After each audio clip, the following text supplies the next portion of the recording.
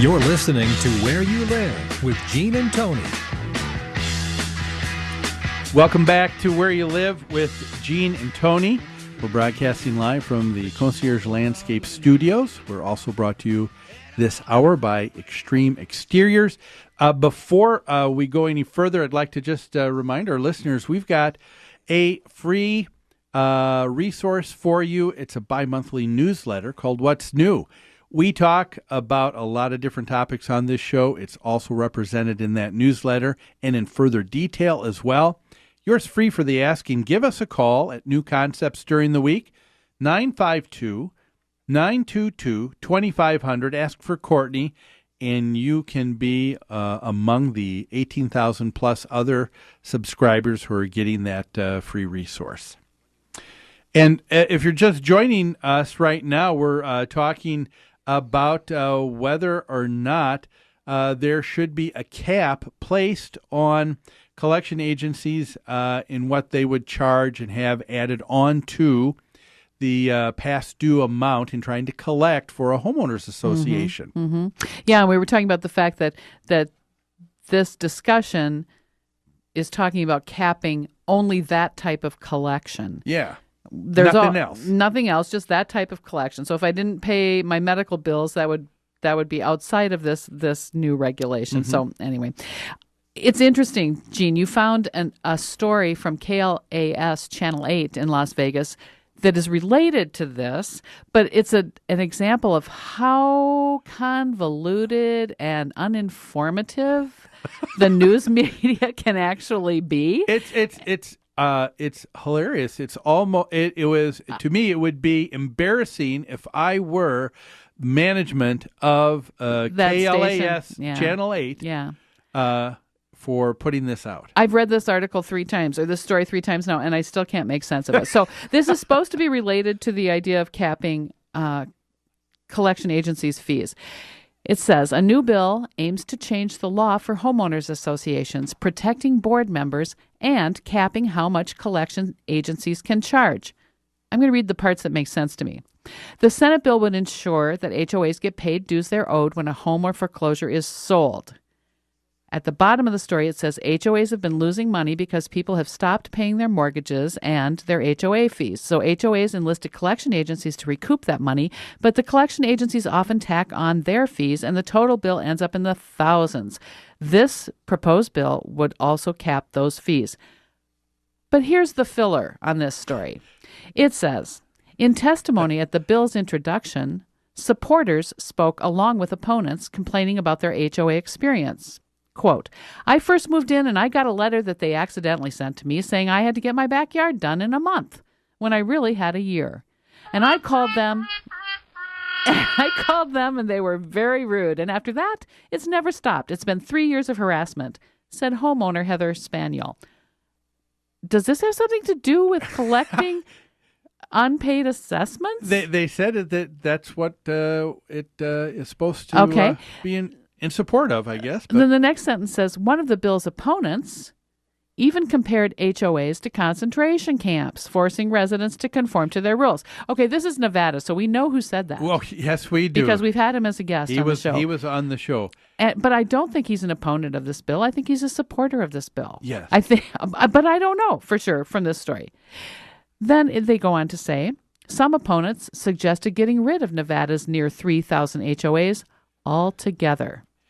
But Bill's supporters said no one would be left to pick up the slack. Yeah. So this is a story that's a non-story and does nothing but muddy the waters. Oh, it is. There is really irresponsible journalism when you have people who just try to stir up the pot. I mean, the only thing that is being done here is that someone is just throwing out some very emotional language and situation, and that never helps in trying to come to some sort of solution. No. So usually our complaint is they don't tell both sides of the story completely.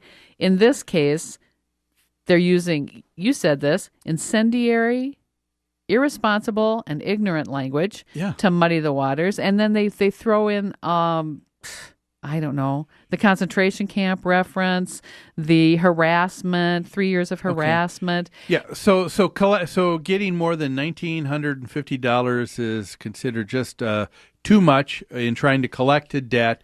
And so then they throw in, you're right, concentration camp. Non-related stories. And then, or this idea, there were opponents, they said, who were suggesting that Nevada just get rid of their HOAs altogether.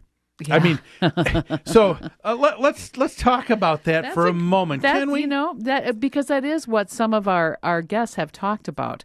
They hate the structure and organization of homeowner associations. And we've heard from an advocate in Florida and from an advocate in Nevada. Mm-hmm. They do not like homeowner associations. So is that the solution, to just dissolve them?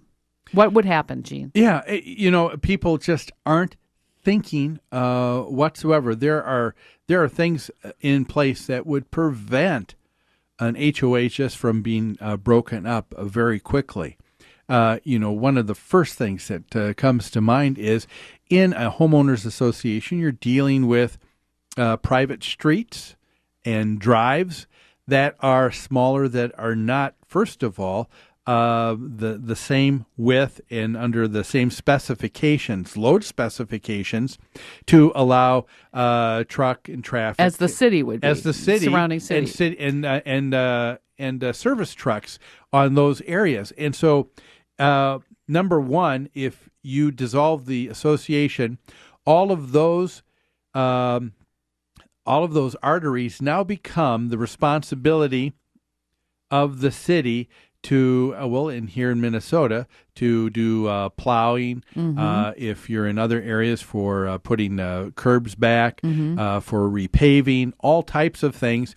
That's an additional expense. One of the reasons why municipalities and cities have gone to HOAs is because that was, from the very beginning, put on their shoulders. That's and right. Not going to be on the cities. So right. You have an expense that would be would just be overbearing for any city to take back.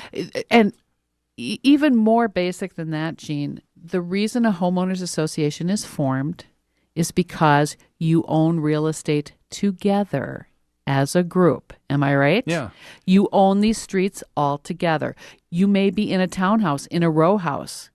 If you try and dissolve the homeowners association and I'm in a row house, what do I take responsibility for? Just the roof above my head? What if my neighbor's unit starts to leak and it affects my unit? Mm-hmm. It gets very, very messy. That's why the homeowners association was formed in the first place, is because it's a shared ownership. It's a commune, mm-hmm. and nobody likes that term, but that is what it is. And so you need an organization to maintain the property and pay the bills. And the bottom line here is something that we share week after week after week, and that is the idea that you are not forced to purchase into a homeowners association. But when you do, you agree to the governing documents and to the structure. For example, I have agreed and have gone and have entered into a homeowners association. Okay. I'm okay with what goes on. I know that there are times that my wishes aren't being done because I'm in the minority. There you go. Guess what? That's the way it is. That's right. You've chosen not to be in one. That's right. And so that's because I want to park my snowmobiles in the yard and tether my horse in the back and let my dog run loose and all those things. Yeah. I'm being facetious. Yes, but the idea here is that people need to be responsible for their lives and for their own decisions. Yes, and stop complaining all the time about the idea that this fee's too much, this time you're overbearing, this is too excessive, this is not enough. I think people just love to complain, and maybe. Well, that's true. That we all like to complain from time to time. The thing that's so ironic is in a homeowners association, your voice carries more weight than in any other organization I know of. You are a member with one vote in that small little grassroots Yeah. democracy. You can run for the board of directors. You can be an influence on your neighbors in your community if you follow the process. Yeah. And, I guess what I don't like to see with these news articles that we're bringing up is anytime that there's a problem, the first thing is, well, I've got to run to state government. I've got to run to federal government as if they have the answer instead of working it out within the homeowners association That's a very itself. good point. I've got something, we talked about this before the show. There's a regular listener to Where You Live who said that they were talking with a friend who just joined an HOA, and here's what this person said. They said, my husband and I have just spent our first night in our new home, and we've already received a letter from the HOA for a violation.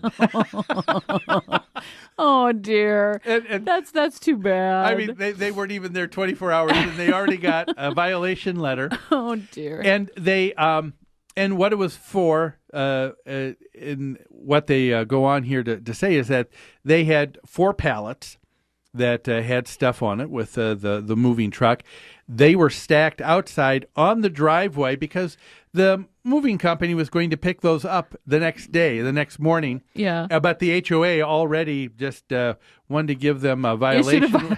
You know what? That's pretty fast management, isn't it? Yes, it is. But here's the part that I do like.